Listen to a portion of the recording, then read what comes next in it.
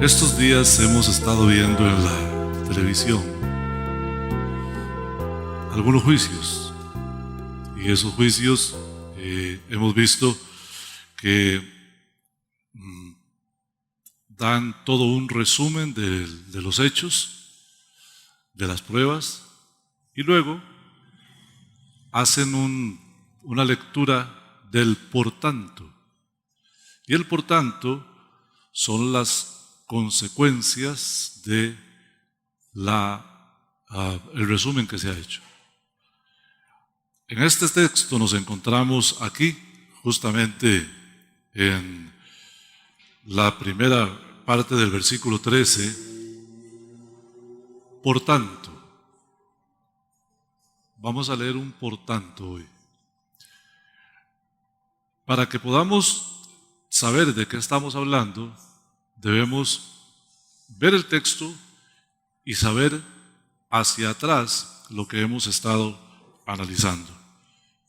Por tanto, ceñid los lomos de vuestro entendimiento, sed sobrios y esperad por completo en la gracia que se os traerá cuando Jesucristo sea manifestado. La conclusión del apóstol Pedro es que debemos ceñirnos los lomos de nuestro entendimiento. Cuando un hermano del primer siglo, los primeros lectores de esta carta, leyeron esta carta, lo entendieron perfectamente, porque ceñirse los lomos era algo como amarrarse los pantalones o arrollarse las mangas. ¿Cuándo hace uno eso? Cuando le va a poner a un trabajo, ¿cierto? Entonces dice, arrollémonos las mangas y vamos a... Bueno, entonces el 10 de diciembre vamos a hacer tamales para ayudar un poco a las finanzas de la iglesia. Entonces nos vamos a reunir en una casa y vamos a arrollarnos las mangas, ¿sí? Vamos a trabajar. El que quiera ir, me avisa, el campo está abierto, puede ir cualquiera. Entonces, algunos tenemos que ir porque nos toca, ¿verdad? Pero los que quieran ir pueden ir. Pero vamos ¿qué? A arrollarnos las mangas. Ceñid los lomos de vuestro entendimiento significa eso. Arróllese las mangas espirituales. Entendimiento. Conversaba con Tita tratando de encontrar una ilustración para esta enseñanza y le preguntaba, ¿hay alguna cosa en la vida tuya que cuando la entendiste cambió tu vida? Y ella me dijo, sí. Yo pensé que iba a decir cuando me casé. Ya, me di cuenta que había encontrado un hombre guapo y todo eso, ¿no? Ella me dijo, cuando uno es madre. Las mujeres que han tenido chiquitos aquí saben lo que están hablando, ¿verdad? Los padres no tenemos una idea tan exacta como la madre. Cuando ella se casa, está muy ilusionada. Cuando empieza a vivir los primeros caminos del matrimonio, se empieza a desilusionar un poquito. y luego queda embarazada. Y el embarazo lleva muchas cosas, es un terreno desconocido. Pero en el momento mismo que la mujer da a luz, ella sabe que su vida cambió para siempre. Las que están aquí que son madres, ¿pueden decir amén? ¿Verdad que sí? Saben que cambió para siempre. Ya su vida no es la misma. Ya el esposito, aunque sea el más guapo y el más bueno, ya pasó a segundo plano. Y maridos, hay que entenderlo, hay que aceptarlo y hay que vivirlo. De todas formas, la culpa es nuestra, entonces no podemos decir nada, ¿verdad? Sí, pero es eso. Cuando la mujer dio a luz, en ese momento ella no solamente entendió que su vida es otra, que ella es otra mujer, sino que también ocurre un milagro extraordinario, y es que aunque nadie le haya enseñado cómo ser mamá, ella sabe cómo ser mamá. Entonces ella limpia al chiquito, le da de comer, lo baña, lo cuida, está pendiente de él, casi ni duerme viendo al chiquillo para que no se dé vuelta. no se dan cuenta que los primeros días los chiquillos no se dan vuelta, pero ellas están ahí, sí, se dan vuelta como a los 22 días, pero los primeros 22 días, aunque el chiquillo no se va a dar vuelta, ella está durmiendo con un ojo abierto. Su vida cambió. Bueno, algo así es lo que el apóstol Pedro está diciendo aquí. Está diciendo, ahora ustedes cristianos tienen un entendimiento de quiénes son, de qué son y de qué tienen. Ahora, con ese entendimiento, ustedes tienen que arrollarse las mangas para vivir conforme a ese entendimiento. Porque pasa que algunas madres, aunque tienen a su bebé y tienen todo esto que yo acabo de decir, no viven como madres. Algunos de ustedes conocen alguna mala madre. Por eso tenemos Hogar de Vida para la Niñez. Por eso tenemos Patronato Nacional de la Infancia. Un día de estos en la televisión vimos a una madre tirar al bebé contra el suelo.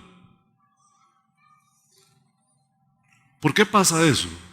Porque aunque tiene el entendimiento, aunque su vida cambió, esa persona no está dispuesta a los sacrificios que requiere una vida nueva.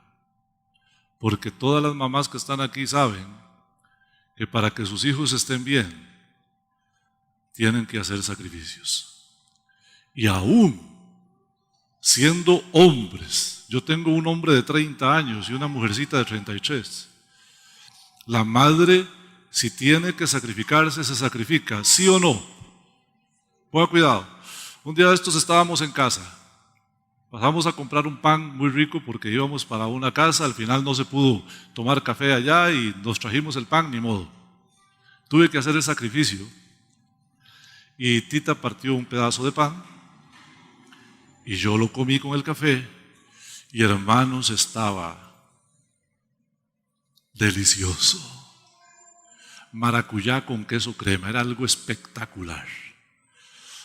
Y yo, cuando terminé de tomarme el cafecito, le dije a Tita, Tita, ¿y no quedó otro pedacito? Ella había comido un pedazo más pequeño. Y me dice, es que le estoy guardando a Brandon. Y entonces yo le dije, mi amor, usted sabe una cosa, ojos que no ven, corazón que no siente. Brandon no sabe que hay pan, le digo. Entonces yo me voy a comer ese pan y él que va a ver qué hace. Él ni cuenta se va a dar. Hermanos, yo fui y me comí ese pedazo de pan sin ninguna culpa. Así somos los hombres.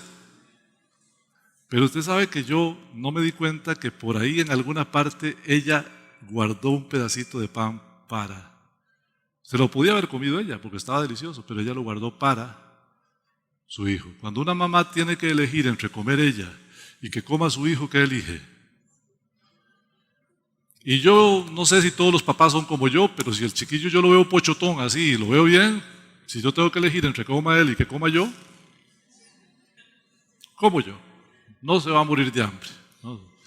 Sí. Pero el conocimiento, el entendimiento, no todo el mundo está dispuesto a ponerlo en práctica y a vivir el sacrificio. Vea usted qué interesante.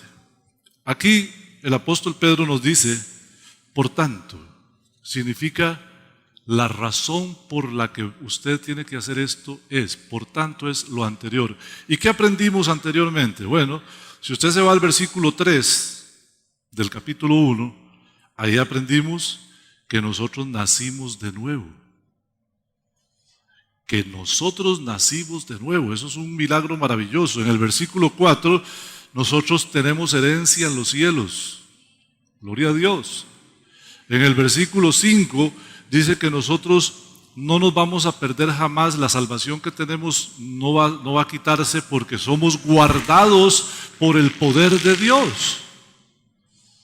Como ya sabemos esas tres cosas, ahora por tanto, ceñid los lomos de vuestro entendimiento. Ahora yo quiero preguntarle a usted, ¿usted ya entendió lo que significa haber nacido de nuevo? ¿Ya usted lo tiene claro? ¿Ya lo entendió?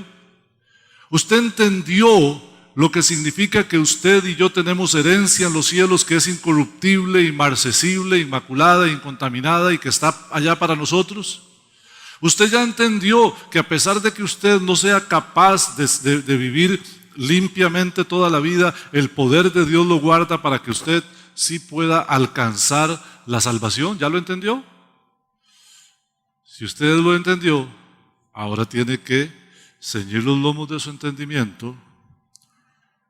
¿Y qué significa eso? ¿Qué significa vivir de acuerdo a esas verdades? Veamos por un momento. Este entendimiento,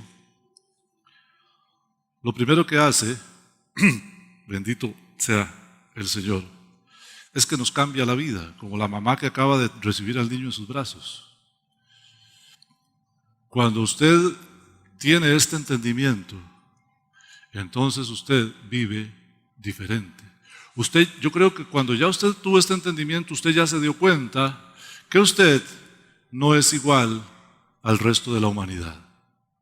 Incluso en el verso 12 que leímos la última vez que estuve aquí predicando, dice que los ángeles anhelan ver lo que nosotros vivimos. O sea, usted ya se dio cuenta que usted tiene un privilegio mayor que los profetas del Antiguo Testamento y los ángeles mismos. Usted es una persona diferente a todas las demás. ¿Usted se ha dado cuenta de que usted es diferente al resto del mundo? Que en el resto del mundo hay un montón de cadáveres espirituales, zombies que caminan por la calle, que no tienen vida en sí mismos, pero que usted está vivo por el poder de Dios y que usted es un hijo de Dios, nacido de Dios, con herencia en los cielos y que Dios lo protege. Pues nos cambia la vida. Este entendimiento lo segundo que hace es que nos capacita para vivir una vida cristiana como debe ser. Es lo que decía acerca de la madre. Un día de estos teníamos un retiro de mujeres y la hermana Daniela llevó a su bebé, Ian, ¿es verdad? Y es maravilloso ver cómo ella, tan jovencita, tiene total claridad de lo que hay que hacer con un bebé. Si me lo dan a mí, quién sabe. Pero ella tiene total claridad de lo que hay que hacer con un bebé y lo cuida.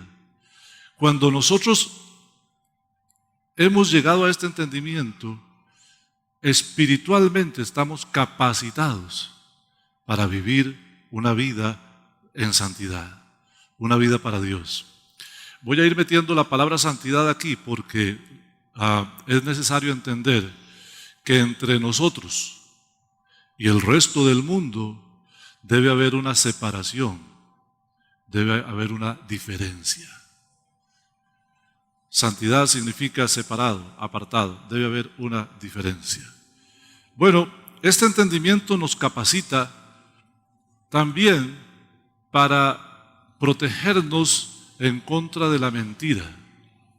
Fíjese lo que dice el primer versículo, dice: ceñidos los lomos de vuestro entendimiento y sed sobrios. Sobrios. ¿Qué significa sobrio? El que no está sobrio, alguna sustancia lo llevó a un estado de ebriedad. Contaminó su cuerpo con alcohol y el alcohol le cambió la perspectiva de la vida, su comportamiento es diferente y sus decisiones son desacertadas. Ese es un ebrio. El sobrio es otro.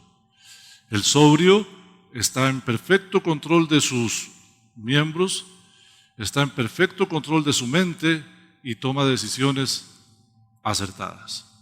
Es que es sobrio. La Biblia dice: sed sobrios. Y como está hablando de entendimiento, es lógico pensar que a lo que se está refiriendo es, entonces sí, a que hay una verdad que ya conocemos, que ya entendemos, pero hay otras verdades que la gente predica que no son verdad. Hoy en día, queridos hermanos y hermanas, nos pasa que hay mucha gente predicando lo que no es bíblico, lo que incluso va en contra de las enseñanzas del Señor y están llevando a la iglesia a un conocimiento errado.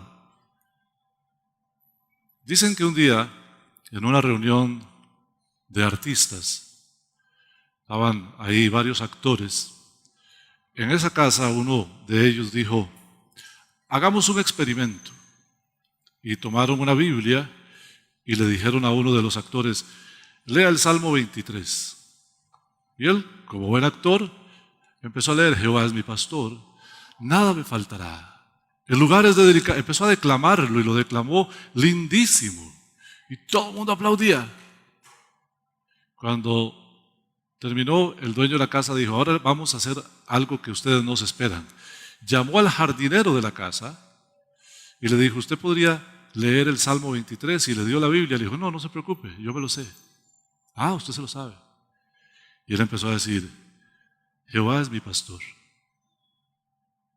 nada me faltará. Y cada palabra que él decía la iba meditando, iba pronunciándola con tal certeza que los actores terminaron llorando. Y él les dijo, la diferencia entre un actor y él es que él es cristiano. Él sabe de lo que está hablando.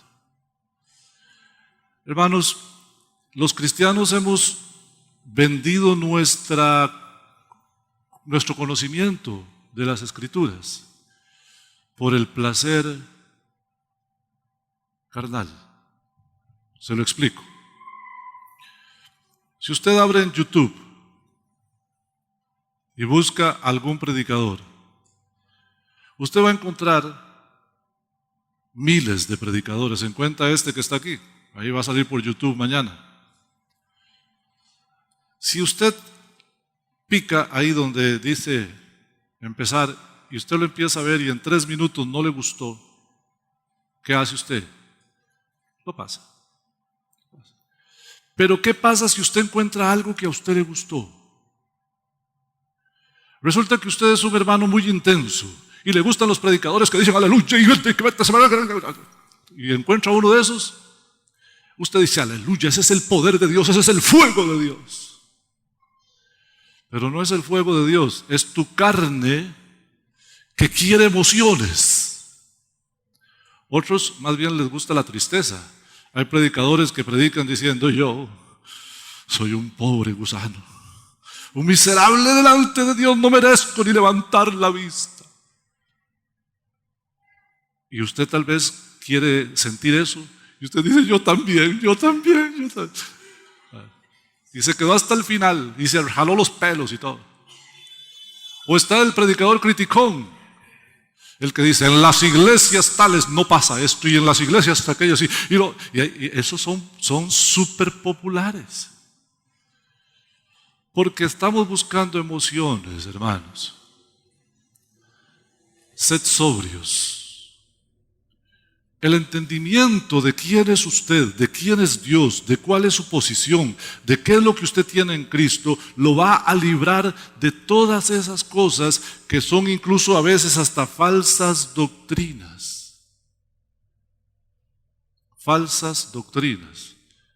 Pero si usted no se arrolla las mangas con el entendimiento, ¿sabe qué significa arrollarse las mangas con el entendimiento?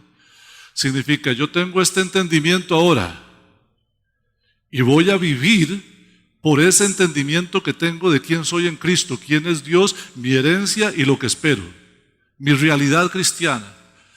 No importa lo que me digan, yo no voy a ir tras esas enseñanzas, voy a quedarme firme en lo que yo sé, en lo que yo creo. Eso es ser sobrios.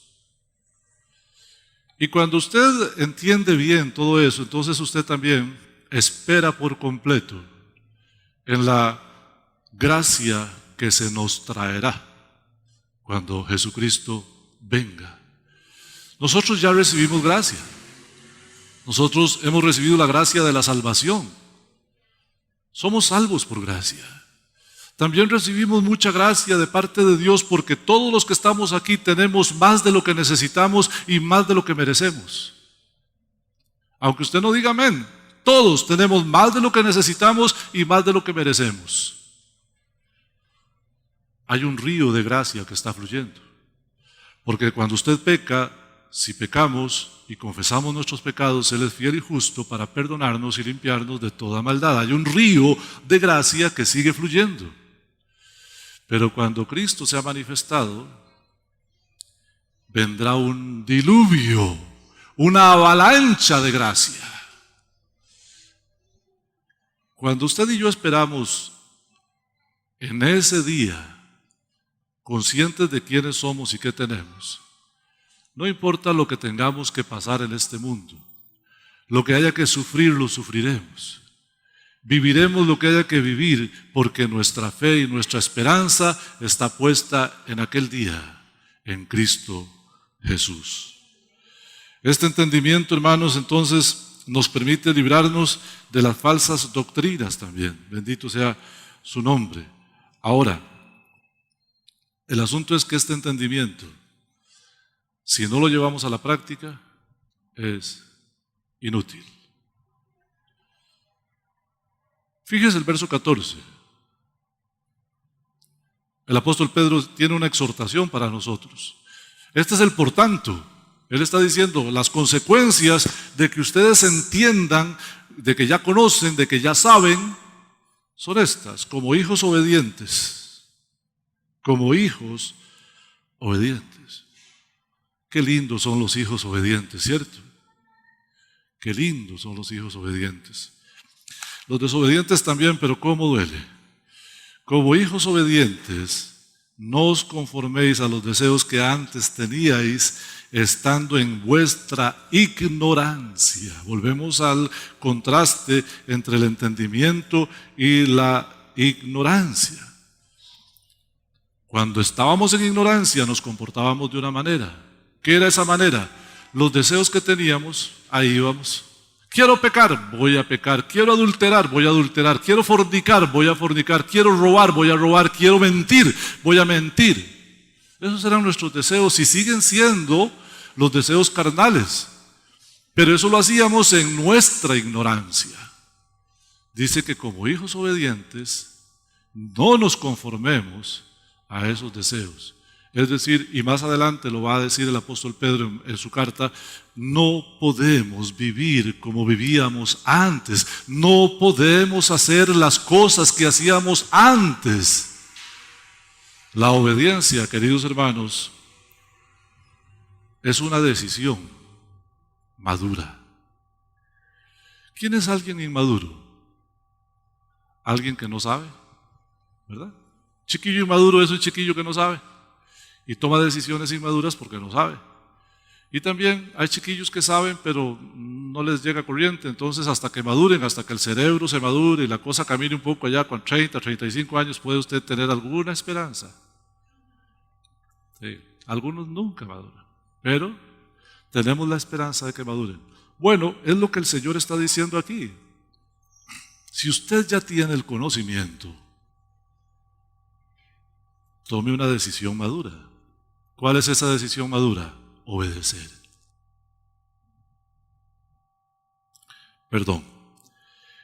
La obediencia entonces es una decisión madura. Vea el verso 15. Si no, en vez de ir tras los deseos carnales, como aquel que os llamó es santo, sed vosotros santos en toda vuestra manera de vivir.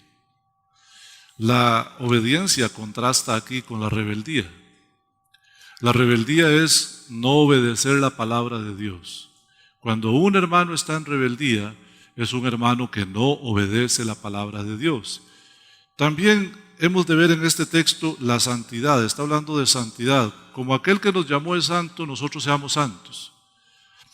La palabra santo no significa ser un cartujo. Para los que no lo saben, es una orden católica que mantiene el silencio y la austeridad a niveles extraordinarios. No, Dios no quiere que usted ande con un hábito y una capucha y así, y no hable y casi no coma, y eso es ser santo. No, eso no es ser santo.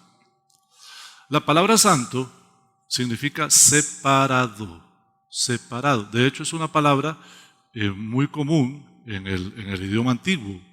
Separado significa, yo santifico esa mesa, significa que yo aparto esa mesa para el servicio de Dios y no sirve para otra cosa, solo para el servicio de Dios. Yo voy a santificar este púlpito, sí, yo nunca se lo voy a prestar a un diputado para que hable desde el púlpito. Este púlpito es para predicar, está separado para predicar, sigue siendo de madera, pero está aparte. Eso significa que usted es santo. Usted tiene el entendimiento.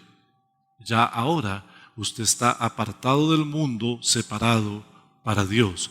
Usted vive para Dios, porque usted es propiedad de Dios. ¿Cuántos dicen amén a eso?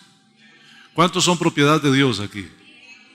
Eso es lo que significa. Entonces dice, como aquel que os llamó es santo, sed vosotros santos, pero note, en toda vuestra manera de vivir. Significa que nosotros debemos ser diferentes al mundo, como dice Romanos 12, 1 y 2, no os conforméis a este siglo, sino transformaos por medio de la renovación de vuestro entendimiento. Efesios 4, 23 dice, renovaos en el espíritu de vuestra mente. Todo lo que nosotros vivimos tiene que ser diferente a los demás. Y voy a darle aquí algunos ejemplos. Las relaciones humanas. Nosotros debemos ser santos en nuestras relaciones humanas. No podemos ser cristianos y vivir peleando con todo el mundo. No podemos ser cristianos y vivir lastimando a los demás. No debemos ser cristianos y abusar de los demás. También tiene que ver con la sexualidad. El cristiano tiene su sexualidad consagrada a Dios. El cristiano tiene que saber que su sexualidad está limitada a lo que dicen las Sagradas Escrituras. Relaciones sexuales solo dentro del matrimonio, nada más. No hay dos, solo una. Relaciones sexuales solo dentro del matrimonio. Y aquí voy a profundizar un poquito más. Hay besos que son de novios y besos que son de esposos. ¿Sabía eso? Si usted está de novio o de novia, no puede darle a su novio o a su novia un beso de esposo, porque eso es para cuando usted se case. Creo que me están entendiendo perfecto, ¿verdad? ¿O no? Explico un poquito más. Traigo una foto, un video. Hay caricias que son de novios y hay caricias que son de esposos. No hay que dejar que el diablo nos tiente, no hay que darle lugar a Satanás. Vivir en santidad significa contener, contraer, no conformarme a los deseos de mi carne, sino a lo que dice la Escritura. Como Él es santo, yo soy santo. Tiene que ver con mis hobbies. Hay cristianos que sus hobbies son satánicos. Preste atención. Vea los videojuegos que juegan. Pongan atención. No digo yo que ahí esté el diablo, pero yo digo que no está Cristo. ¿Ok? Yo no digo, usted se va a ir al infierno, pero ¿dónde está la santidad de Dios? ¿Qué dejas entrar por tus ojos y qué dejas entrar a tu mente? Los hobbies, la literatura incluso. Hay gente que lo que lee es puro Harry Potter. Y hay unos hermanos que no han leído la Biblia, pero ya se leyeron los 8 libros de Harry Potter. Santidad tiene que ver también con mis hobbies, con mi trabajo. En mi trabajo yo debo ser una persona cumplidora, ética, diligente. En mi trabajo. En mis palabras. Las palabras tuyas tienen que ser santas. Las palabras de un cristiano no pueden ser iguales a las palabras de todo el mundo. Y los pensamientos. Cuando un pensamiento que no es de Dios venga a tu vida, sácalo. Sácalo. Cualquiera de nosotros puede sacar los pensamientos que no son correctos. Pues a eso se refiere que como aquel que os llamó es santo, sed vosotros santos en toda vuestra manera de vivir. Él está diciendo, ningún aspecto de su vida queda por fuera de la santidad. Si usted es un hijo obediente, la santidad abarca todo. La economía, lo social, todo. Ahora, ¿cuál es la razón por la que yo quiero ser santo? Yo soy santo porque siendo santo voy para el cielo. No. Usted no va para el cielo porque es santo. Si usted fuese juzgado por sus hechos, usted va para el infierno igual que yo. Nosotros vamos para el cielo por la gracia. Porque Cristo nos salvó, porque Él nos dio vida cuando estábamos muertos en delitos y pecados. Nosotros no podemos hacer nada para ir al cielo. Solamente aceptar a Jesucristo como nuestro Señor y Salvador. Entonces, ¿para qué ser santo? Hace unos días, mi hijo llegó a mi casa y me dijo algo que él había hecho. Yo lo abracé y le dije, ese es mi hijo. Qué orgulloso me siento de usted. Le di un beso en la frente y él se sintió bien, pero yo lloré. Se me salieron las lágrimas de ver que él lo hizo y cuando le pregunté, él me dijo, pa, es que por usted lo hice. Por mí lo hizo. ¿Qué le parece? Lo hizo en mi nombre. ¿Cómo se siente uno de rico, verdad? Yo les cuento lo que yo sentí de rico. Vea lo que dice el verso 16. Porque está escrito. ¿Puede leerlo conmigo en voz alta, por favor? Porque está escrito, sed santos, porque yo soy santo. Yo voy a ser santo no para ganarme el cielo, sino porque Él es santo y porque Él es mi Padre y porque yo quiero honrarlo. Por esa razón es que yo voy a buscar la santidad. Aquí el por qué está tan marcado, sed santos porque. Yo lo demando, dice el Señor, ¿no? Sed santos porque tienen que darle testimonio al mundo. Hay que hacerlo, pero no es lo que dice ahí. Sed santos porque yo soy santo. La razón por la que debemos buscar nuestra santidad no es ni por nosotros, ni por nadie, ni para nada. Es porque Él es santo. Bendita sea su misericordia. Verso 17. Y si invocáis por Padre a aquel que sin acepción de personas juzga, según la obra de cada uno, entonces conducíos con temor todo el tiempo de vuestra peregrinación. Si bien la santidad es un reflejo de mi amor por Dios, también la santidad me conduce a tener temor a Dios. Y temor es ese respeto que tiene un hijo por un padre.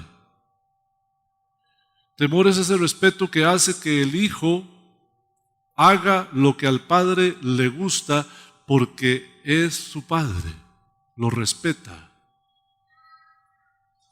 Este temor se llama reverencia. Hoy en día, hermanos, los cristianos nos hemos vuelto relativistas. Hacemos lo que nos parece que es correcto, pero no siempre lo que dice las Sagradas Escrituras. ¿Sabía que cada conducta nuestra debería estar filtrada por el crisol de las Sagradas Escrituras? Porque si nosotros invocamos por Padre a aquel que sin acepción de personas juzga a cada quien según su obra, lo correcto es que nos conduzcamos con temor todo el tiempo de nuestra peregrinación. Cada día, todos los días, debemos vivir en santo temor de Dios. No temor de que me va a fulminar, sino un respeto reverente. ¿Y eso qué lo da? El entendimiento. Por eso vamos a volver allá y a decir, ¿usted ya se dio cuenta que usted nació de nuevo? ¿Usted ya se dio cuenta que usted tiene una herencia en los cielos. Usted ya está consciente de que usted es guardado por el poder de Dios para que no pierda su salvación. Usted está consciente de quién es en Cristo, de quién es Cristo. ¿Usted está consciente? Entonces, eso nos lleva a arrollarnos las mangas. Significa ser sobrios, significa poner nuestra esperanza solamente en el Señor, significa vivir en santidad, significa conducirnos en temor de Dios. Por tanto, estas son las consecuencias de aquello.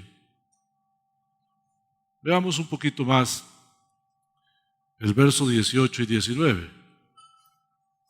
Sabiendo que fuisteis rescatados de vuestra vana manera de vivir, la cual recibisteis de vuestros padres, y fuisteis rescatados no con cosas corruptibles, como oro y plata, sino con la sangre preciosa de Cristo, como de un cordero, sin mancha y sin contaminación.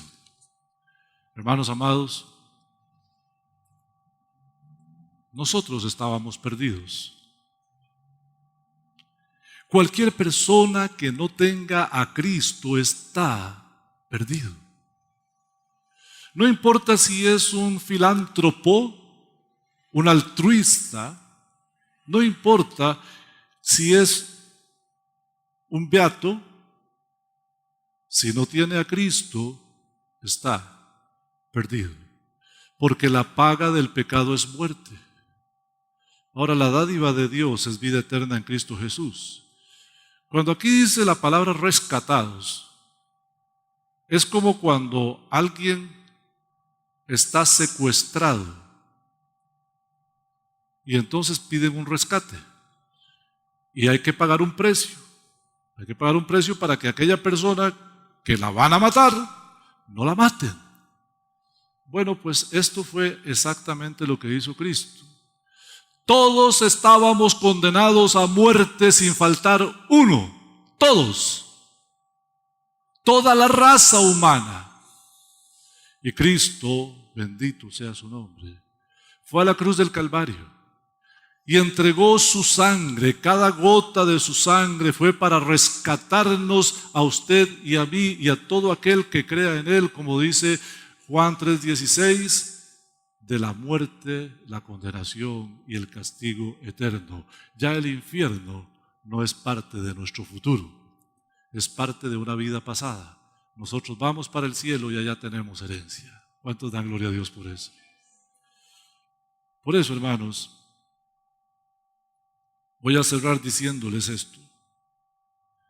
Del valor que el sacrificio de Cristo tenga para usted y para mí, dependerá si nosotros vivimos en santidad. Cuando no lo has entendido, cuando no lo valoras, cuando aunque lo entiendas no lo valoras, entonces vives la vida sin santidad y te permites pecar contra Dios de tantas maneras, sin importar. Pero si tienes en alta estima, si conoces el valor correcto de la sangre de Cristo, si estás consciente de quién eres y quién es Cristo y lo que tienes en Cristo, entonces vas a vivir para Él en santidad. Creo que esta mañana el Señor nos ha movido el piso. Usted y yo tenemos que preguntarnos, ¿tenemos el entendimiento? ¿Lo sabemos?